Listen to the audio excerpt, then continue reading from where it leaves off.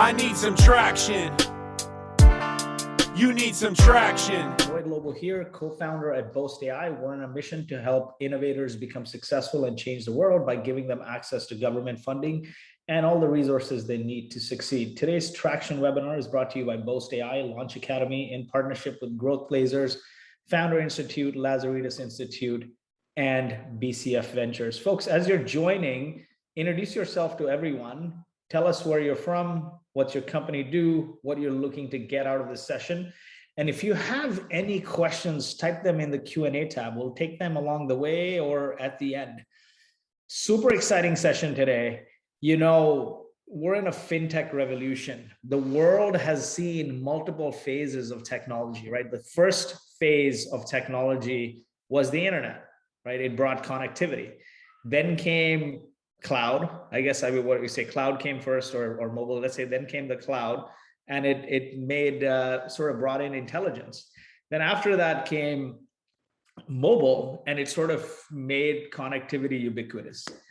And this is the era of fintech.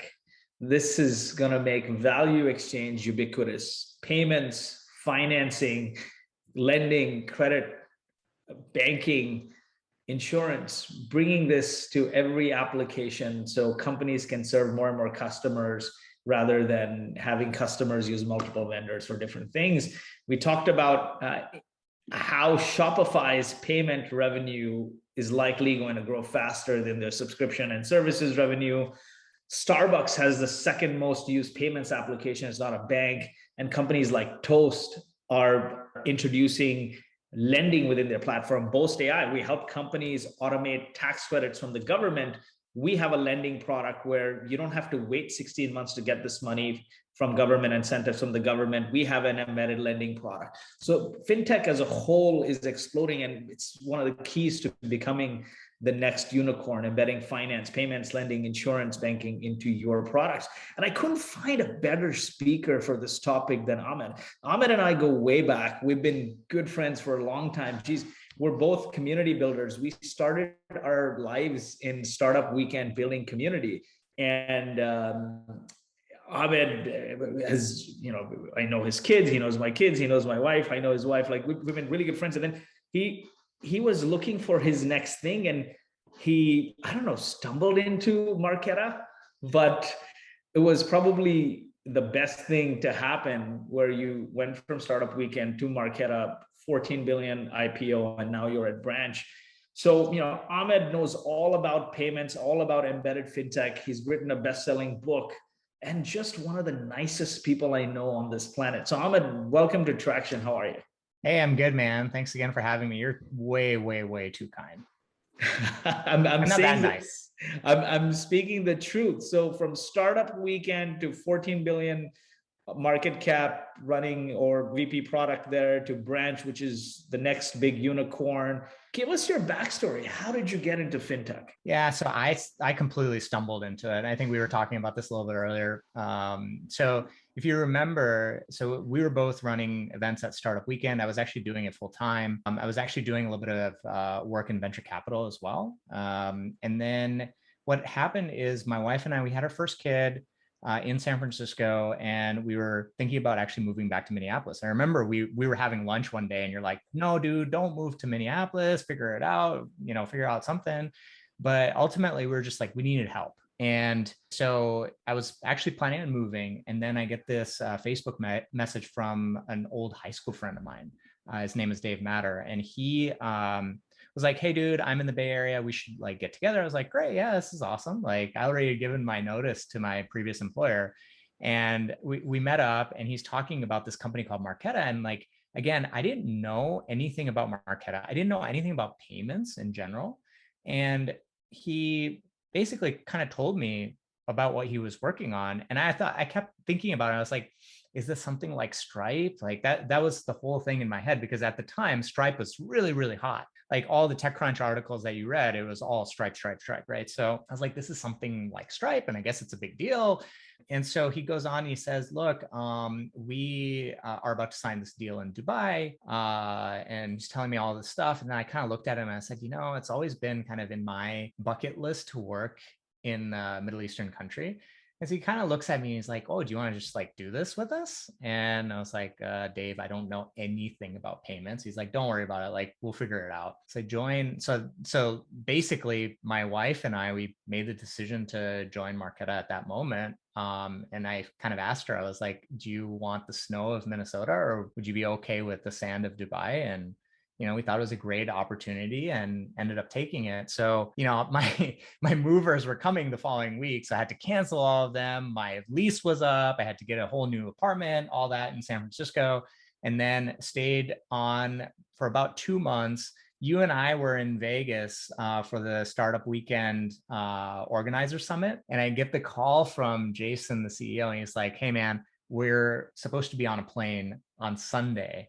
And I think we were just like finishing up the conference on Sunday. And so I remember I had to like go back to my apartment, run down there, repack, had to wear a suit because it's very formal there, and then get on a flight on Emirates and fly out. And it was the craziest experience. But anyways, like, again, it stemmed from my sort of want for traveling and living abroad, but also at the same time, this was my high school friend, and like, I was like, I want to work with him. And that's how I actually got into payments. And again, like, I have no experience in payments. Like, everything that I had to learn, I learned by like actually doing stuff, working with Visa, working with MasterCard, working with Discover, like figuring out all of this actually in the Middle East first, and then had to come back and, learn it in the US. And so that's how I learned about this entire space.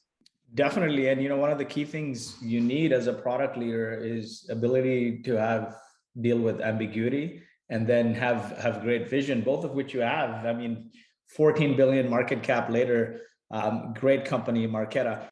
Folks, Ahmed talked about Dubai. I'm wearing this shirt that says Silicon Valley North, and it's crossed it off, and then it says Canada. It's courtesy of our friends at BetaKit, one of the top publications.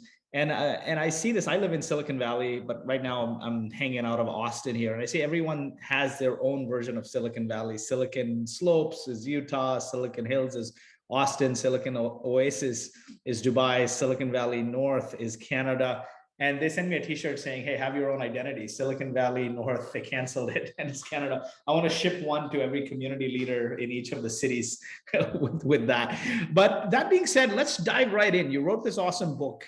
But we started the conversation with fintech being the fourth platform, and this was not something I came up with. It was Matt Harris at Bain. He wrote a huge article on, the internet, cloud, mobile, and now fintech making value exchange ubiquitous.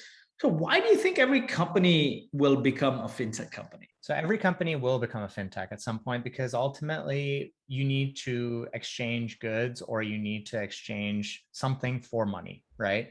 And so at some point you're going to need to interact with the payment system, be it with cards or QR codes or whatever have you. But I mean, I think the best way to really think about this is I always love the examples from Uber, and I always love the examples from Airbnb, right? Like, if you think about Uber, initially is like, okay, I need to get from point A to point B, and I need a ride. One of the hardest things about getting in a taxi is like, number one, you don't know how much it's going to cost when you arrive to the destination, and then you're like fiddling with a card, or you're having to figure out how much to pay the guy in cash. Like, there's always this like hard problem. And with Uber, you basically say, I need to get from point A to point B. It'll tell you how much it's going to cost, and they take care of the payment for you. You just get out of the car and it's paid for. And then at the end, you can basically add a tip, you can add a review, whatever. But ultimately, they've gotten rid of this thing that creates a lot of friction. And the same thing goes on Airbnb too. It's like, okay, I'm staying over at this person's place, but how do I pay this person? And like, you don't want to be in that weird, awkward situation where it's like the guy is expecting you to pay and then you don't have enough cash on you or whatever. You have to run to an ATM, whatever. Like, ultimately, they have solved that problem and they're doing it on a global scale. So anywhere that you go on an Airbnb, that you can pay with a credit card. And Airbnb will figure out how to pay the hosts. Like, they have basically built a whole payment system or payments business, but it's actually all about like getting, hosts and guests together, which I think is so fascinating. Like, and there's so many businesses like that. And it's like, if you don't understand what's going on in the world of payments or fintech, I think you're at a huge loss. And every company at the end of the day will become a payments or a fintech company, in my book. Definitely. That's well said there. Let's start with, the components. What are the key components of the fintech ecosystem? So where does one get started? Yeah, I mean, I think my expertise is primarily on the payment side, Lloyd. So when we're talking about fintech in general, fintech is so broad. It's like you're talking about the payment side, you're talking about lending, you're talking about insurance, all that sort of thing. But my experience is primarily on the payment side. And when I think about payments, I think about the card ecosystem. And at least in the US, what's amazing is that Visa and MasterCard and Amex Discover basically have built this rail that allow anybody to transact in a one common way, right? So you as a consumer will have a card that you use. Basically, that's your way of paying. Now, nowadays, that's transforming. It's transforming into a physical plastic. It could be a virtual card that you have in an app. It could be an Apple Pay. It could be Google Pay. Like there's all these like different ways that you can transact now, but just think about it as like you have a card that's issued to you by your bank. So I don't know where do you bank in the US, Lloyd? I bank with Morgan Stanley. I used to bank with Bank of America, and it wasn't the best experience for me, at least. So let's just say, okay, Morgan Stanley is your bank, and it also is the card issuer for you. So on your Morgan Stanley debit card, it's issued by Morgan Stanley. So your money is there, and we're just going to talk about debit cards for right now because it's easier to understand. Credit cards are actually similar, but then you just have to pay it over time. But in debit cards, you have that. So you've got the consumer with the card that's issued by their bank, and then you've got the merchant. So let's just say you're going to a coffee shop and you want to pay for a coffee. How would you pay? Well, for most of us, we're probably just giving our card over or swiping it or tapping it or inserting it into the card reader that's at the coffee shop, right? So the coffee shop or the merchant needs to have a card reader that can read this card. So you have the consumer on one side, the buyer on one side with a card. You've got the merchant on the other side, which is actually has the machine that read it. And then all the stuff happens in the middle. So Visa or MasterCard sits in the middle.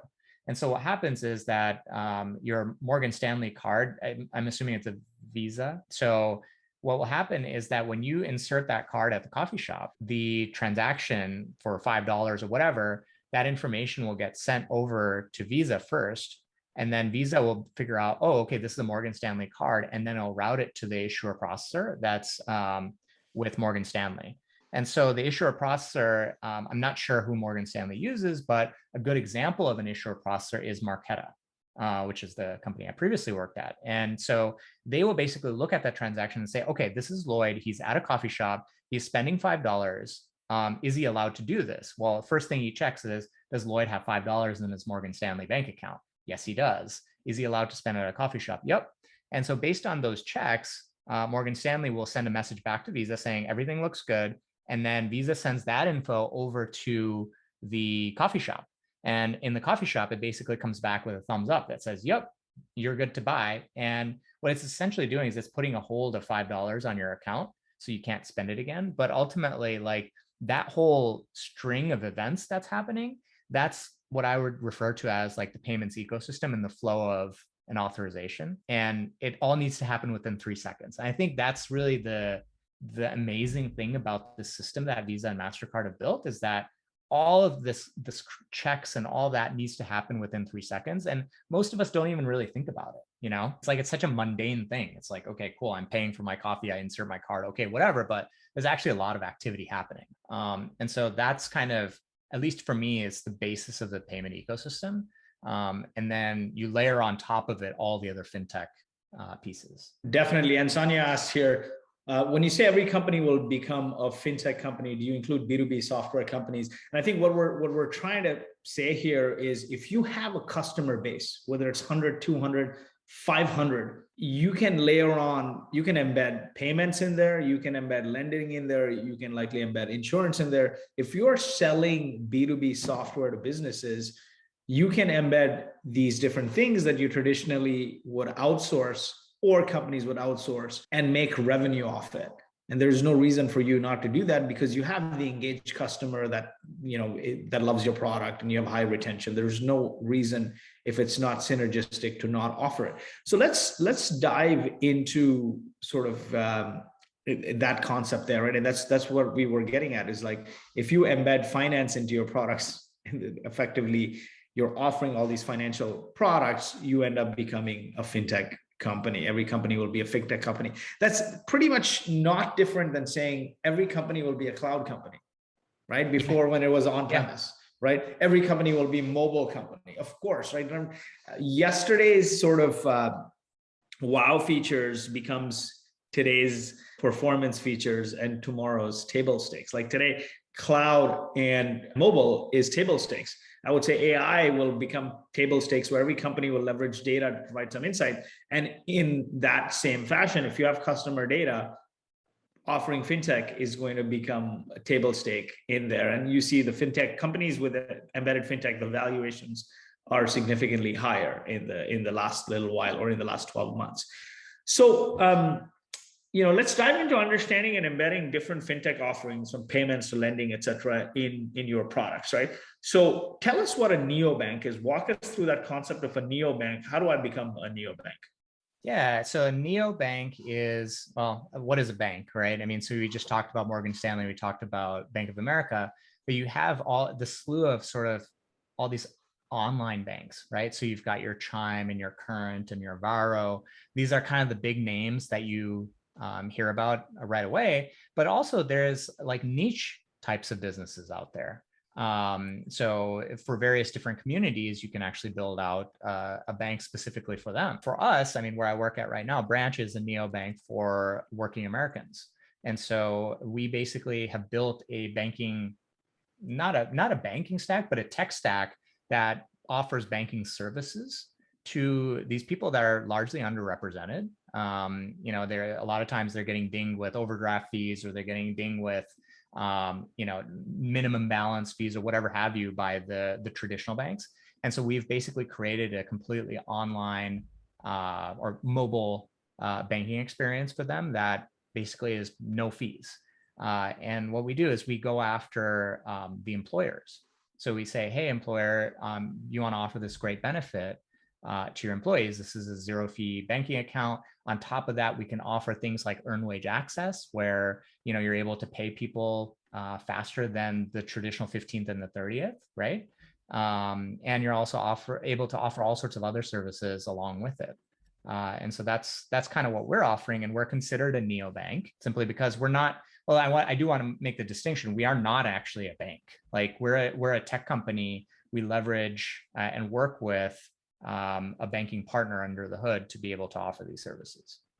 Definitely. Like you see, like, is Brex a neobank? Brex, yes, it is.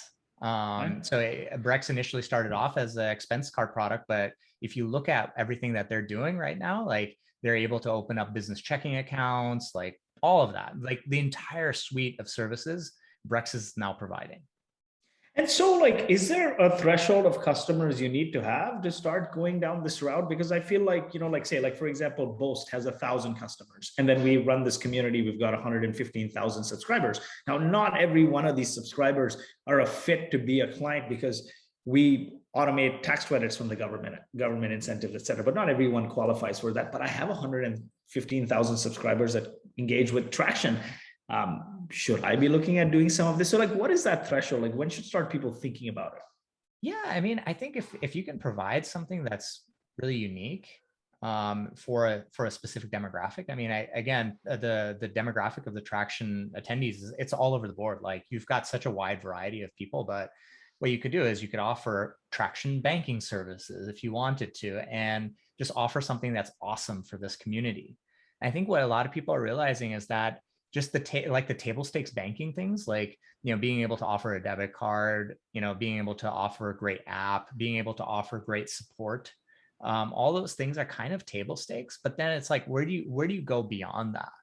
And I think you need to find that one extra thing that really kind of pushes it over the edge, because it's like, okay, if I'm already well banked and I'm with Wells Fargo or Bank of America or Chase or Morgan Stanley, whatever, like do I need another bank? Yeah, and That's the other question. that's the question, right? Like why, Brex came about, and then there's Ramp, and there's like I've seen like 20 such products in the last little while. And then you get into companies that weren't offering those products are now becoming neobanks or offering credit cards and whatnot. Like, why would a customer use you over somebody else? It seems like banking is being commoditized in a way. It is. And so ultimately, I think it's pretty greenfield in a way, because you've got your traditional banks, right? Yeah, which That are suck. trying Which to suck go for the after. most. I mean, they have their place. Let's just put it that way, right? And so for me, again, working Americans like that are a lot of times are living paycheck to paycheck. Those banks aren't a good fit, and so it just they most likely have an account there. Now the question is, do they like it or not? And what we're learning is they don't, and so they actually prefer the branch experience over, a traditional bricks and mortar bank experience. But again, it's like, what are we providing in addition to?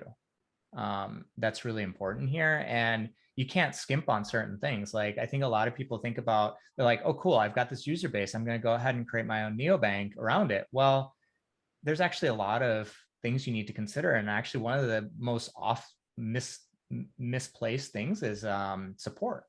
Is like, people need to be able to call somebody if they're having a problem with their money. Like, you're dealing with people's money, right? And so they need a way to be able to talk to somebody. You need high availability there, and you need a way to like chat in the app. You need a way to like call in and email and all that. You need all those avenues. And I think a lot of people really underestimate like how important that actually is. That's one of the things that we kind of put at the very top of our list of things that we do really well at Branch, is that we offer amazing customer support. Definitely. And let's get into then, how do I build my own debit or credit card? Like, what is the process there? So I think again, Lloyd, we were talking about how Boast could use its own debit card, and I think the product that you were just talking about, where you're able to determine how much somebody is able to get from the government, for the government subsidies, right? So, or the tax credit, et cetera. So you have a way of calculating that. What you can actually do is you can push that money onto a debit card and give your customers a debit card that they can use. And what you can even do is you can even say something like, hey, you've got $10,000 worth of tax credits available to you. But instead of giving it all to them up front, you can give it to them as they need it. So what they do is they say, instead of you writing a flat check of $10,000, you can say, here's a debit card, just go ahead and use it, and I'll let you know when you're done having that available. Well, number one, it's great because you're making that money available to them right now versus in 12 months, right? Number two, you actually have a way of controlling what they potentially spend on. And you also get the data, right? But the final piece of this is that now, as this person is using this debit card to spend, you actually have an opportunity to tap into what's referred to as interchange revenue. The interchange revenue is what the merchants are paying to be able to accept the card. And so what you can do is you can actually turn it into a revenue source for you as well. So there's the interchange revenue, and that interchange revenue, what volume does it make sense at? And folks, feel free to type your use cases here, like what kind of products you're working on, and we can discuss like, what sort of embedded fintech makes sense there, or how you can position things, what tools you can use. So feel free, either raise your hand or just type it in the Q&A tab or the chat, and we'll take it, right? I think that is key. So dive into that a little bit. Like, when does it make sense? So look, the interchange revenue, it's not a lot. So, I mean, you definitely need a certain amount of volume. And so like in your use case, right, when you're giving out thousands of dollars and all of it is going to be spent on something. I mean, if it's being spent on payroll, well, that's not really going to help you in that regard unless they're actually using it on the card. So if they are using it to buy certain things at Staples or whatever, then you can actually take part of that. So volume, you're going to want to have a decent amount of volume in terms of total dollars, because the most that you can really expect on this, I mean, the range goes anywhere between like 0.4%. It could go all the way up to like 2%. On debit, and then credit is slightly higher.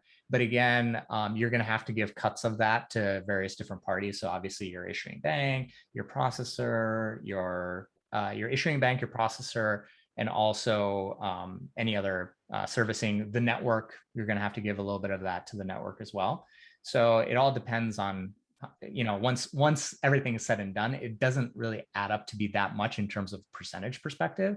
But if you're doing high volume in a month, like, I don't know what you'd want to do. Like maybe if you do, let's say $1 million a month, I mean, actually it could turn into some decent amount of money. Definitely.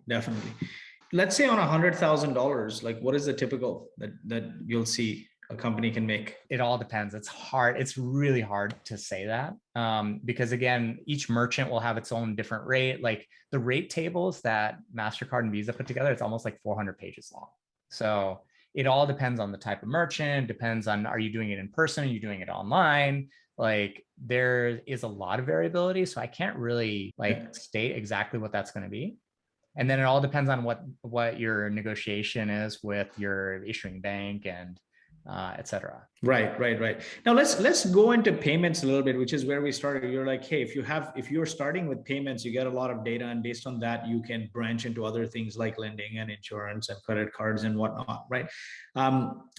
Walk us through the process of embedding payments. Like for example, if somebody leverages a credit card to pay us, it costs us a decent amount of money, and our average revenue per client is very high, in the tens of thousands of dollars.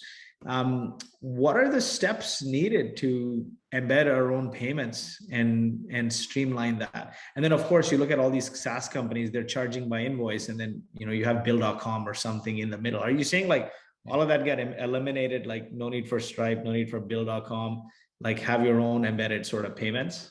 No, I mean, I think there's just going to be a lot of different ways that you need to think about it. So, I mean, Stripe definitely has its place. ACH still has its own place. Like you still need to be able to accept money the traditional ACH way. And then, outside of the US, there's actually other rails that you can use on this. But the card-based rails are just interesting because, if we think about like a digital marketing agency, for example, where they're buying a lot of Facebook ads or Google ads or et cetera on behalf of their customers. Like if you use card-based payments, it's great because what you can do is you can spin up a card really fast. So you and I, we always think of a card as a physical piece of plastic, but a virtual card, it's just a 16-digit number, right? And so what you can do is you can provision those cards really fast for each specific spend. And then you've got a track record of like, okay, cool. I'm doing marketing for Traction conference.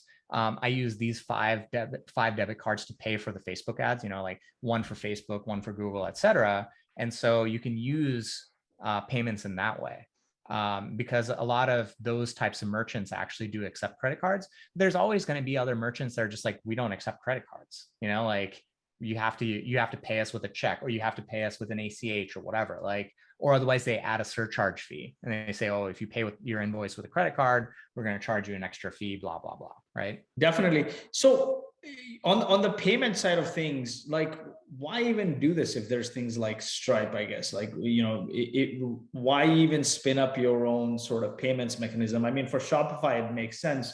They're saying that their payments revenue is going to grow faster than the subscription revenue because of course they have so many merchants are getting paid. They're facilitating that whole payment thing. It doesn't make sense for them to use a Stripe or something else. But like, at what point does it make sense for a company like a traditional SaaS company? So Hemant asks here, he's like, how do I enhance or add feature to my SaaS application that will have a traditional payment workflow? My app is a platform for business owners, and it's about helping them increase their lead generation capability and sales. So like, how does that fit into a scenario like this? Yeah, I mean, again, if it's a platform that you're using to help out others, I think let's talk about barbershops for a second. I actually find this really, really interesting, is that there are platforms out there that have barbershops as their customers. So it could be like, maybe they're the wholesale supplier of, shaving cream or of, scissors or whatever. And what you can do is, since you already have all those clients, what you can do is you can offer them ways of accepting payment. So you can almost like white label payment acceptance. And what you do is you say, all right, Lloyd, you've got a local barbershop. Joe over there has another barbershop. What you can do is you can offer them a way of accepting payments. Maybe it's an online portal, maybe you send them a little brick that they can put their card in, whatever. But essentially what happens is that it's a white labeled payment service that you're providing that you can actually do a little bit of an upcharge on. So typically like, Stripe or Square, those guys, they'll charge like 2.9% plus 10 cents, or it's something like that. So what you could do is you could essentially offer that same type of service and you can make a little bit of money on there too. And so there's a bunch of services out there. One that comes to mind is called Phoenix that I'm actually a really huge fan of. And what is the core value prop there? So the core value prop there is you basically can become your own payments facilitator. So the actual term is payments facilitator. And so what you can do is you can offer payment services to your customers. So like, for example, even on the Boast side, if you've got a set of customers that also need the ability to accept payments from their customers, you can say, well, here is the Boast payment system and offer that to them, which I think is pretty cool. And then on the flip side, you can say, oh, okay, well, we can also offer you debit cards that you can use to, pay for expenses or whatever have you. Definitely. I want to go into sort of the whole embedded lending space here, because that is huge as well. And there are tools like companies like Sivo is one. There's another company called Lendflow based in Austin, which lets you offer embedded lending products, right? Stripe has Stripe Capital right now. So if you can launch Stripe, you can use Stripe Capital to offer lending to your customers, right? Across, like anytime you have enough data, you can lend against that data. And I know companies in multiple spaces that are offering their own lending products, leveraging one of these, right? And then the future is you can hire somebody to just build it out, right? So you know what, our head of investments is on the call as well, and he comes from many years of experience at Lighter Capital and BDC and whatnot. So I'm just going to allow him to talk, and I gave him the talking permitted here, so I don't know if he'll be able to join or what, but like talk about like the whole embedded lending space here. You're coming from a payment side. And John, please introduce yourself and if you're able to speak, and tell us more about the embedded lending space.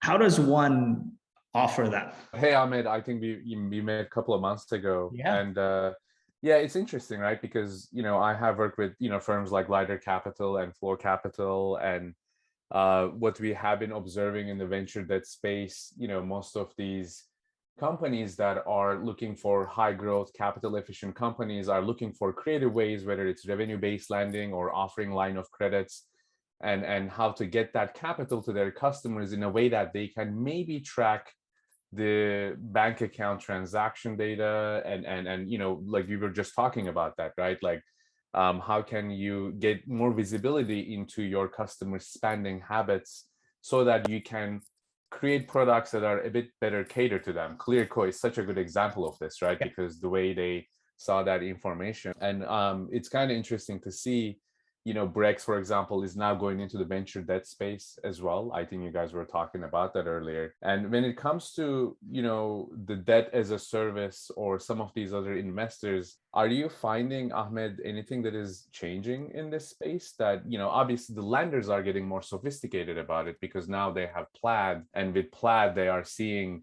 different kind of granular data into their customer spending habits. But really, what do you see in terms of investors that are coming into this space, and are they making more sophisticated investment decisions, or is it more about just writing checks right now and diligence is very minimal, which we also heard as well? Yeah, I mean, you've got two sides. You've got the investors, and you've also got the people with all the capital that you can lend out, right? It's all the facilities and the family offices basically that are able to offer the money at a given rate. And I think a lot of these lenders are getting smarter about not having a traditional underwriting method. Mm-hmm. And so they're starting to like really pick apart all these businesses that are saying that, yes, we can underwrite these people better by simply using Plaid. So I think, Plaid really has opened up the doors for a lot of companies to go out there and look for other signals, which has been massive. I think, just them making everything so easy for a lot of us fintechs has been awesome. But ultimately, it's about being able to underwrite somebody, but it's also about how do you collect that back. That really helps in this. And so, again, if you're using, traditional ACH to pull money back from somebody on a regular cadence, the reality is that it's not super reliable, especially depending on the different demographic that you get at. So, for example, for a lot of my demographic who are running really close to like no money in their bank accounts, the traditional ways of actually collecting money via ACH actually is not very good. And so, like, I think the investors are looking at like, how good is this tech company at underwriting, but how good are they at collecting the money back? Because obviously they want to make sure that the risk is lower. And so I think if you can figure out those two components, like you can offer a lending as a service to just about anybody, which I think is really exciting. Yeah, it's interesting because, depending on which stage the company is at, I think some of that data is reflecting back on the probability of default just now, maybe, because it's not like we have had this explosion with fintech, for a decade. It's still, I would say, fairly new, and different examples of adaptation is we are seeing with different companies right now, right? So yeah, I mean, that's I guess one thing that I was kind of curious about, and we did talk about, how your Marqeta days and how we were looking at offering that to our clients. And ultimately, if you have a certain, I think there still needs to be a certain threshold of volume with clients, right? Because I don't think, yes, most companies will become a fintech company, but at the same time, if you don't have the payment processing volume to support it, it's not a very profitable endeavor other than being a feature or value add for your customer success team to be able to upsell it, right? Because I think you were talking about payment processing fees earlier, and really the goal is always to provide that projection to Marqeta or a payment processing platform to be able to unlock that, let's say, third or fourth threshold of fees that kind of makes sense and makes everybody happy, right? And until you get there, it's a bit of a, because you do have to educate your internal teams, your customer success team, your dashboard. What are you doing with the information that you're collecting in terms of bank account data, right? Like, okay, I'm using that to better serve my clients, but ultimately, if the customer doesn't see valuable information and they realize that in order to offer my services, they don't really need to provide their bank account information, then why should they provide that integration to begin with, right? Hey, Ahmed, the one thing I wanted to dive into is like, you talked about like lending requires you to have money and also a lending license, right? So that's like a traditional credit. Talk about like the buy now, pay later, because that's also super interesting. And how does that work? What are ways of integrating things like the tools? What are some tools you heard of, and how do you integrate those buy now, pay later solutions into your product?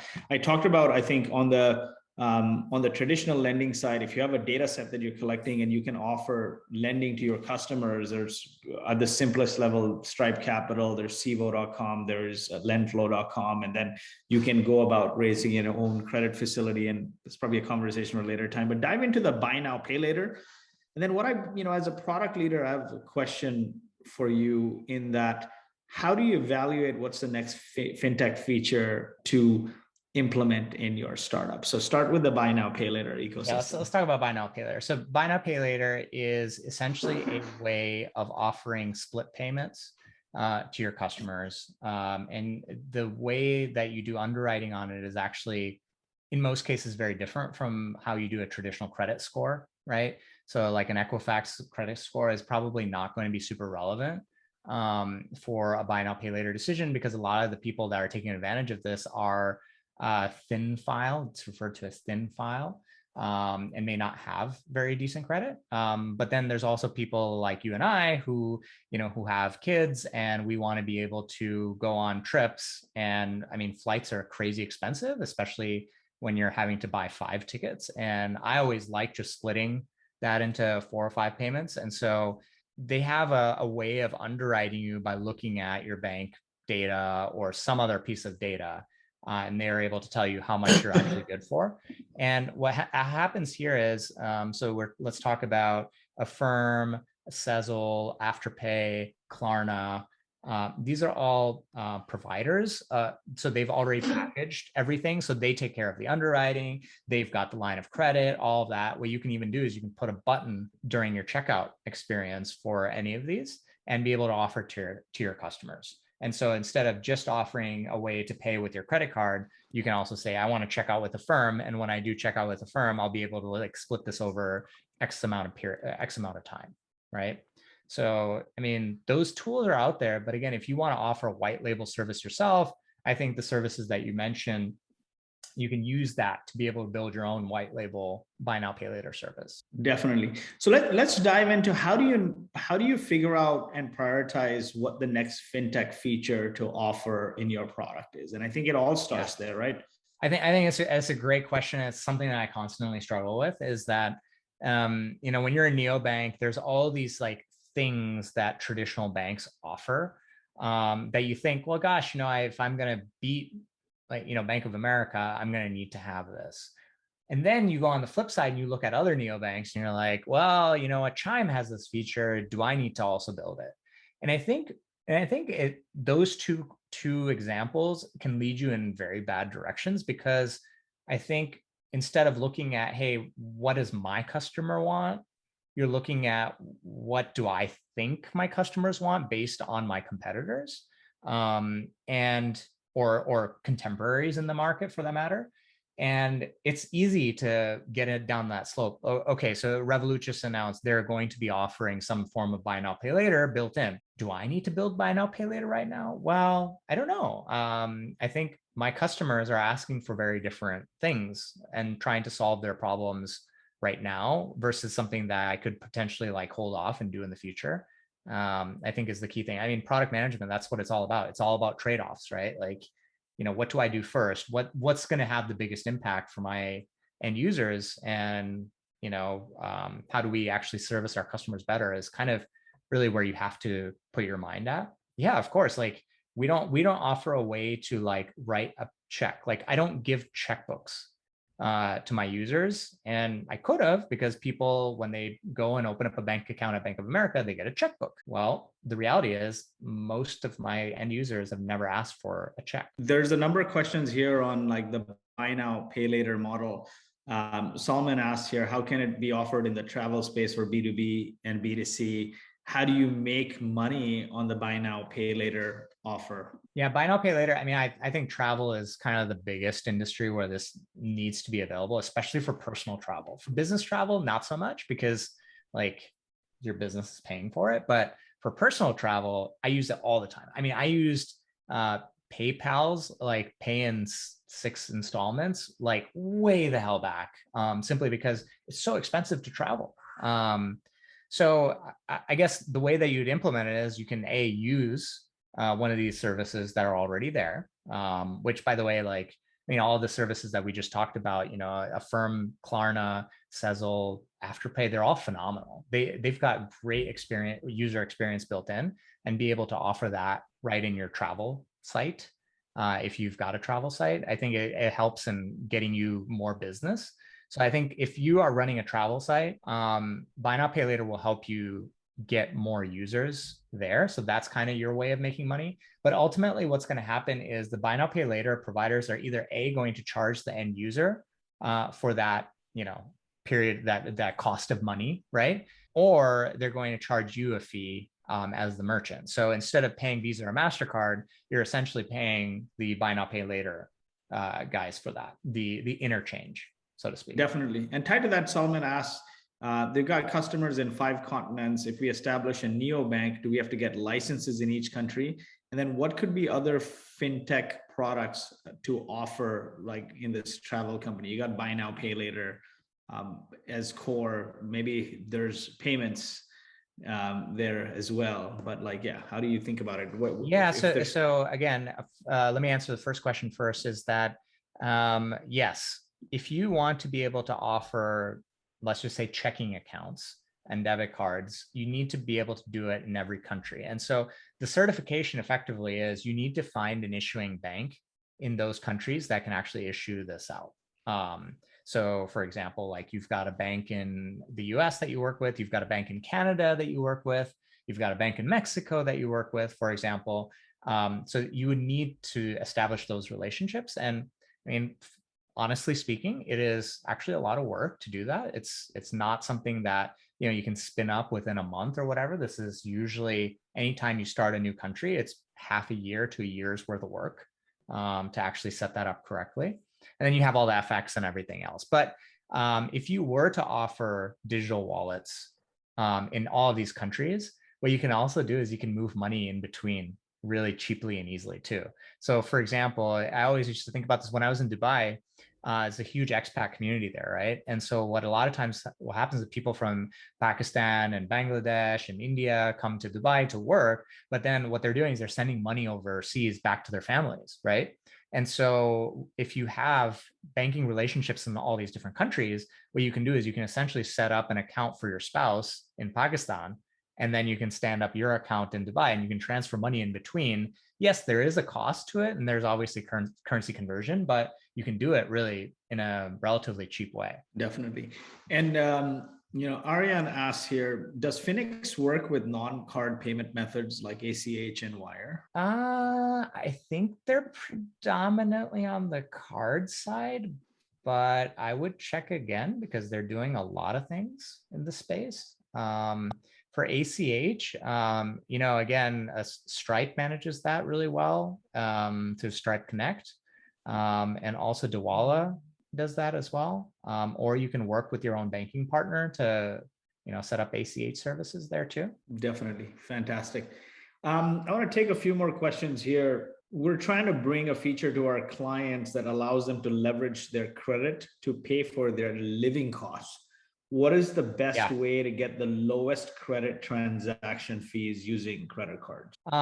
So it's hard with credit cards. So, I mean, if there's any way that you can actually get them to put it on a debit card, it's a lot better. And then you can make it into a bill pay transaction. And so there's a certain like MCC that you can use that will reduce that fee. But if it's a bill pay, typically that will have a lower interchange rate. Here, Felipe asks, they have a platform, a digital reselling platform that helps micro entrepreneurs start their business from home. Should we focus on debit cards, wallets, or loans? How do you evaluate the first thing to implement? It seems like everyone wants loans, and probably loans is a little harder to figure out, but there are, products like Civo and Lenflow and Stripe Capital, and then the next step you can raise your own credit facility in a special purpose vehicle. But you need something quick to validate. Then look at Civo, Lenflow, and Stripe Capital as a first start. But like as a product leader, where would you focus if you have this business helping micro entrepreneurs start their business from home? Debit cards, wallets, loans. I think it goes back to what's the problem, like what pain are you really trying to solve? And it's just like, I get it. You want to start, you want to help these people launch their businesses, but what is the real problem that they're facing? I bet you anything it'll be more around, I need access to some capital. So the lending piece, I totally agree with you, Lloyd. Like starting there, really figuring it out is great. And then you can get into creating a checking account or whatever have you later. But I mean, if you were to say, hey, you know what, I'm actually going to build a checking account product for people that want to start small businesses, are you really solving a problem? I mean, because most of these people probably already have a bank. And that's the thing. I feel like checking and credit card is mostly a solved problem. I think Brex anchored with expense management, then back into credit and checking, and and now they have a loans product, a lending product as well. That's how you go about it, is like focus on the problem, not the solution. But I think the problem that Brex was really trying to solve is, especially for those people that are international, it's hard to get access to a line of credit when you are starting off a business, period. When you're an international person and trying to start a small business, it's even more difficult.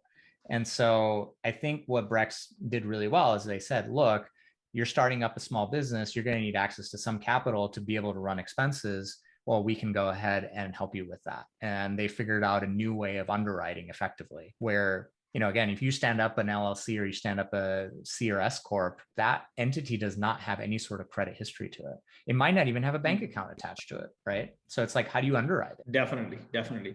Sharon asked a probably unrelated question, or unrelated.